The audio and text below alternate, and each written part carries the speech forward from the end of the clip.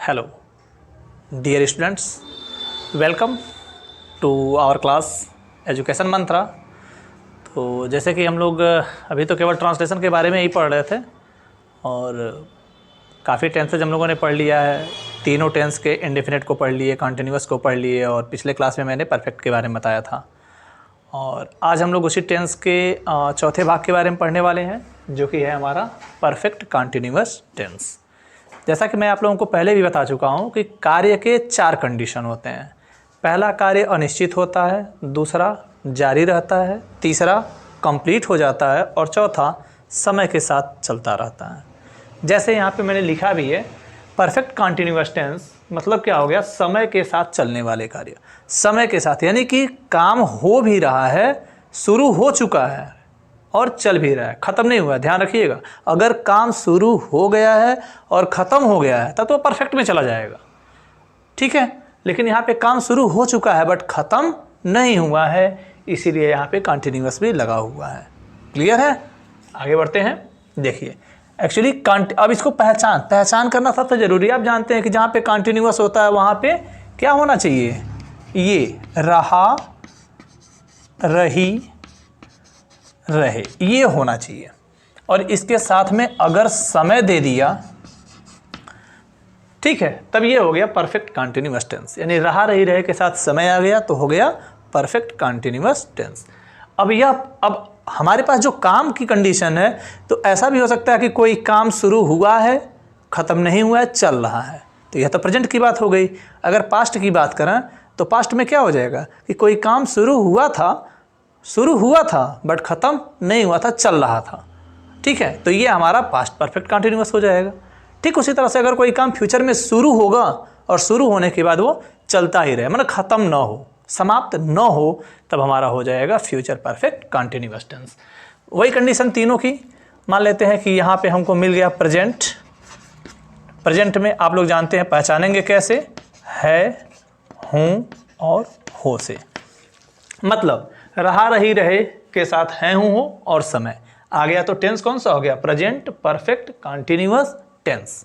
Clear? दूसरा tense हमारा यहीं पे ले लेते हैं, जिसे हम लोग कहते क्या है? पास्ट। पास्ट को पहचानेंगे कैसे? सिंपल पैटर्न, था, थी और थे से। मतलब अगर रहा, रही, रहे के साथ था, थी, थे आ जाए और साथ में समय भी आ जाए तो टेंस होगा past perfect continuous tense. Clear है? ठीक इसी तरह से हमारा फ्यूचर भी बनेगा, कोई विशेष डिफरेंस नहीं है, सारी चीज़ें सेम ही चलती रहेंगी। देखिए यहाँ पे इसमें क्या होगा कि गा, गी और गे आ गया। मतलब रहा, रही, रहे के साथ गा, गी, गे और उसके साथ में समय। ये सारी चीज़ अगर मिलती हैं, रहा, रही, रहे के साथ गा, गी, गे और समय मिल जाता है, तो फिर ये हो जाएगा फ्यूचर परफेक्ट कॉन्टिन्यूअस टेंस। तीनों टेंस हो गए। मतलब परफेक्ट कॉन्टिन्यूअस टेंस, मैंने कहा कि कार्य की जो कंडीशन होती है, कार्य की कंडीशन शुरू हो चुकी है लेकिन ख़त्म नहीं हुई है, यानी जारी है, चल रहा है।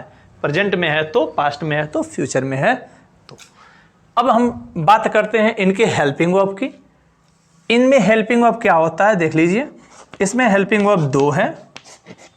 एक होता है हैज बीन और दूसरा होता है हैव बीन। ओके, इसमें हमारे पास हेल्पिंग वर्ब एक ही है, जिसे हम लोग कहते हैं हैड बीन। और अगर फ्यूचर की बात करें तो यहाँ पे हमारे पास जो हेल्पिंग वर्ब है, एक होता है शैल हैव बीन और दूसरा हो जाएगा विल हैव बीन। ये तो हो गई हेल्पिंग वर्ब की बात। आप लोग जानते हैं कि इसके साथ कौन सा यूज करना है, चूंकि परफेक्ट टेंस में हम लोगों ने पढ़ा था क्या? हैज और हैव। जहाँ पे हैज आ रहा था वहीं पे हैज बीन आएगा, जहाँ पे हैव आ रहा था वहाँ पे हैव बीन आएगा, जहाँ पे शैल हैव आ रहा था वहाँ पे शैल हैव बीन आएगा, जहाँ पे विल हैव आ रहा था वहाँ पे विल हैव बीन आएगा।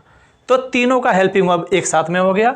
तीनों के मेन वर्ब की अगर हम बात करें तो ये जो मेन वर्ब होता है, मेन वर्ब जहाँ भी होगा उसमें ING इंक्लूड करना पड़ेगा, चाहे अगर प्रेजेंट का है तब, पास्ट का है तब और फ्यूचर का है तब। तीनों कंडीशन में ING यूज करना होगा, क्योंकि तीनों के पहचान में रहा, रही, रहे जरूर आ रहा है। रहा रही रहेगा मतलब काम जारी है, चल रहा है। जब भी काम कोई जारी रहेगा, चलता रहेगा, तो हम मेन वर्ब में आईएनजी जरूर जोड़ेंगे। ये इतनी नॉर्मल सी चीज़ें हैं। इनके साथ ही साथ यहाँ पे एक और इम्पॉर्टेंट चीज़ लिखा हुआ है, समय। तो अगर हम इस समय की बात करें तो समय होते हैं दो तरह के। देख लीजिए यहाँ पे, ये है हमारा समय। समय होता है दो तरीके का, एक होता है निश्चित समय और दूसरा होता है अनिश्चित समय। अब जब समय निश्चित समय हो गया, अनिश्चित समय हो गया, तो निश्चित समय जो भी होगा इसके लिए हम लोग यूज करते हैं सिंस को, और अनिश्चित समय रहा तो इसके लिए यूज करते हैं फॉर को। अब सिंस का यूज हमको कहाँ कहाँ पे करना है, जैसे मान लीजिए अगर कहीं लिख दिया 2 बजे से, ठीक है, 2 बजे, 4 बजे, 5 बजे, 6 बजे, ये सब निश्चित समय होते हैं। अगर यहीं पे कह दिया किसी दिन का नाम रख दिया, सोमवार से, मंगलवार से, बुधवार से, बृहस्पतिवार से, ठीक है, तो ये सब के सब आपके निश्चित समय हो गए। अगर यहीं कहीं किसी महीने का नाम रख दिया है, जनवरी, फरवरी से, मार्च से, अप्रैल से, मई से, ऐसा कोई भी अगर समय दिया हुआ है तो वह भी निश्चित समय में आता है। अगर कहीं किसी सनस्वी का नाम दे दिया, जैसे 2004 से, 2005 से, 2021 से, 1980 से, 1860 से, ठीक है, इस तरह का कोई भी समय देता है तो वह सब का सब निश्चित समय में क्लियर किया जाता है। इसके साथ ही साथ अगर सुबह से लिखा हुआ है, शाम से लिखा हुआ है, दोपहर से लिखा हुआ है, आधी रात से लिखा हुआ है, आधी रात लिखा हुआ है, मान लीजिए ये भी तो समय है आधी रात। इसके साथ ही साथ अगर बचपन लिखा हुआ है तो ये सब के सब क्या हैं, निश्चित समय है। और ये जहाँ भी लिखे जाएंगे इनके पहले हमको सिंस का प्रयोग करना पड़ेगा। इतना आप लोग क्लियर हो चुके हैं। तो फिर अब हम लोग थोड़ा अनिश्चित समय के बारे में बात करें। अनिश्चित समय के बारे में जैसे मान लीजिए कहीं आ गया 2 घंटे से, ठीक है, 2 घंटे से, या फिर 10 मिनट से, या फिर कह दिया कि 3 दिन से, या फिर कह दिया कि 4 महीने से, ठीक है, 4 महीने से। तो ये सब के सब क्या हो रहा है, यहाँ पे किसी महीने का नाम नहीं दिया हुआ है, किसी समय का, किसी दिन का नाम नहीं दिया हुआ है, कोई प्रॉपर एक पर्टिकुलर कोई टाइम नहीं दिया हुआ है, इसीलिए ये सब अनिश्चित समय में आते हैं।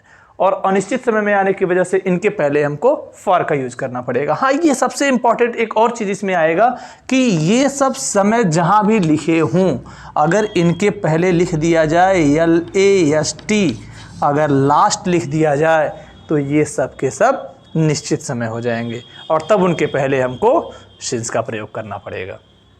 लास्ट इंग्लिश में तो लिखा रहेगा।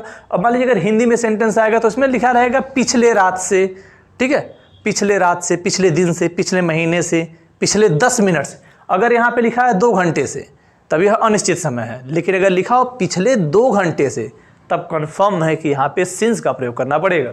अगर लिखा है 10 मिनट से तो फॉर का यूज करेंगे इसके पहले, लेकिन अगर लिखा हो पिछले 10 मिनट से तो उसके पहले हमको सिंस का प्रयोग करना पड़ेगा। ठीक उसी तरह 3 दिन से इसके पहले फॉर लगेगा, लेकिन पिछले 3 दिन से तब यहाँ पे हमको सिंस का प्रयोग करना पड़ेगा। आई थिंक आप लोग अब सिंस और फॉर को लेके क्लियर हो चुके हैं। चलिए, अगर आप इतने पे क्लियर हो चुके हैं तो फिर हम अपने सेंटेंस की तरफ आगे बढ़ते हैं। सेंटेंस में हम लोग जानते हैं कि सबसे पहले हम लोग ट्रांसलेट करते हैं किसको, अफर्मेटिव सेंटेंस को ट्रांसलेट करते हैं। तो मान लीजिए अगर हमारे पास एक अफर्मेटिव सेंटेंस हो, एग्जाम्पल हम कह सकते हैं वे सब सुबह से खेल रहे हैं।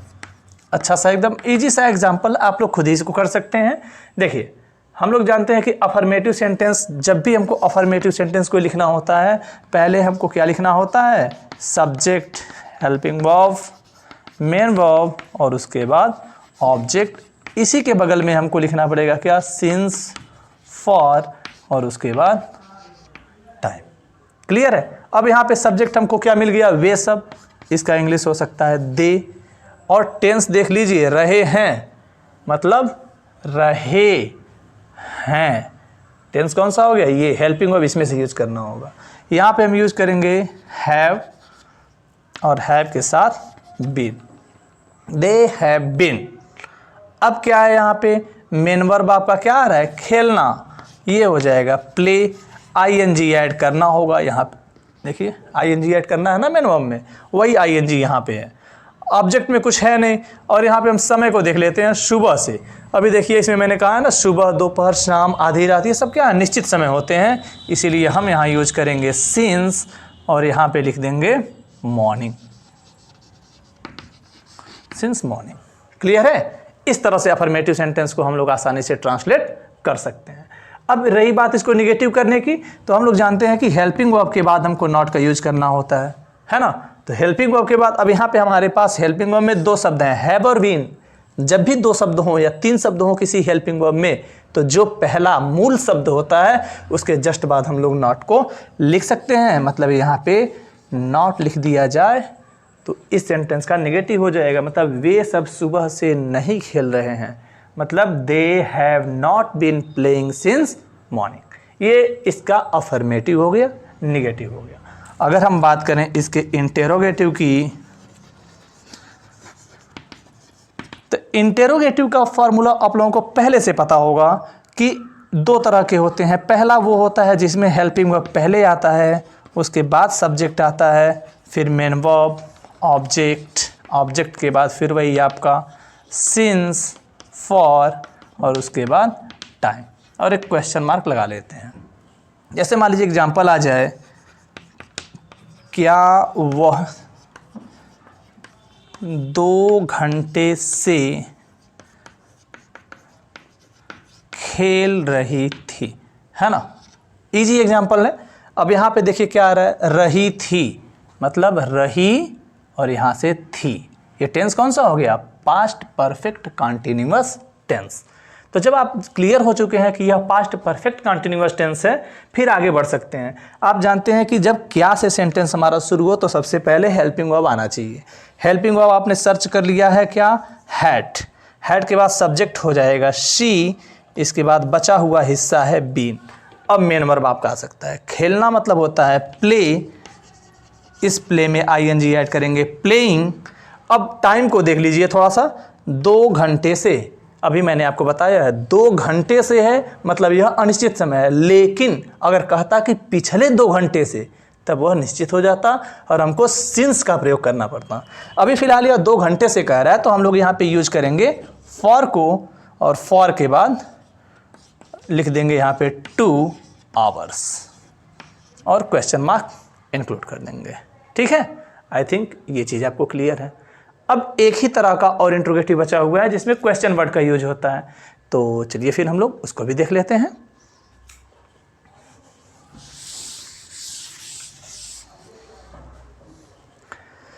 देखिए इंट्रोगेटिव जो कि सेकंड टाइप का है, जिसमें आप लोग कहते हैं कि क्वेश्चन वर्ड दिया हो, तो अगर क्वेश्चन वर्ड दिया हो तो फिर हम लोग question word, helping verb, subject, main verb, object, और इस ऑब्जेक्ट के बाद यहाँ पे लिखते हैं सिंस या फॉर, और लास्ट में लिख देते हैं टाइम, क्वेश्चन मार्क इंक्लूड करेंगे। जैसे एग्जांपल हो सकता है, वे सब सुबह से कहाँ जा रहे हैं, वे सब सुबह से कहाँ जा रहे हैं, है ना। अब इसमें आपको क्या करना है, सबसे पहले आपको एक क्वेश्चन वर्ड देना है। क्वेश्चन वर्ड आप यहाँ पे देख रहे हैं क्या लिखा हुआ है, कहाँ।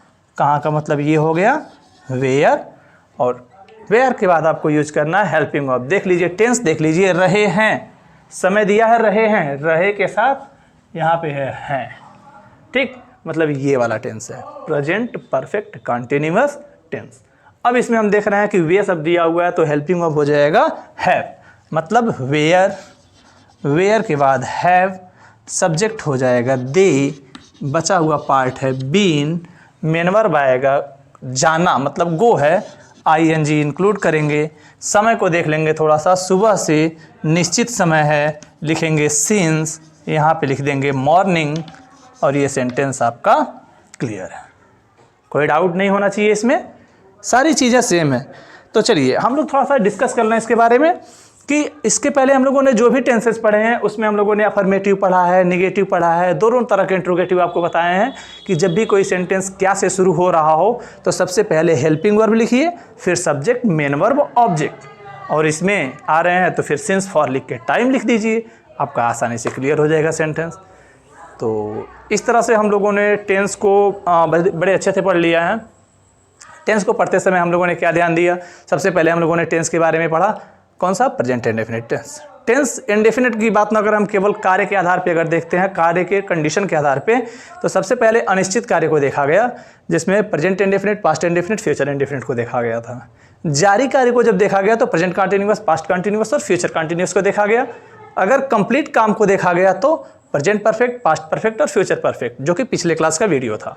और आज हम लोगों ने जो पढ़ा है, यहाँ पे साफ लिखा भी हुआ है कि समय के साथ जारी करिए। जो काम समय के साथ साथ चलते रहे, यानी कि शुरू हो चुके हों बट फिनिश न हुए हों, इसमें होता है प्रेजेंट परफेक्ट कंटिन्यूअस टेंस। यहाँ से present perfect continuous tense, past perfect continuous tense और वहाँ से फ्यूचर परफेक्ट कंटिन्यूअस टेंस। तो कुल मिला के अब तक हम लोग कार्य के आधार पे 4 प्रकार के टेंस और बाकी कुल मिला जुला के 12 टेंस को हम लोग स्टडी कर चुके हैं। अब इसके बाद हम लोगों को और भी चीज़ें ट्रांसलेशन में जाननी है, जिसके बारे में हम लोग फिर नेक्स्ट वीडियो में डिस्कस करेंगे। तो आज के लिए बस इतना ही, मिलते हैं हम लोग अपने अब नेक्स्ट क्लास में। नेक्स्ट क्लास में और भी चीज़ें हैं जो मैं बताऊंगा और फिर हम लोग उसी के अकॉर्डिंग आगे बढ़ते रहेंगे। ट्रांसलेशन का काम चलता रहेगा, बाकी चीज़ों को भी हम लोग धीरे धीरे अपना कवर करते रहेंगे। ओके, तो मिलते हैं अपने नेक्स्ट क्लास में। तब तक के लिए have a great day, have a nice day and bye bye.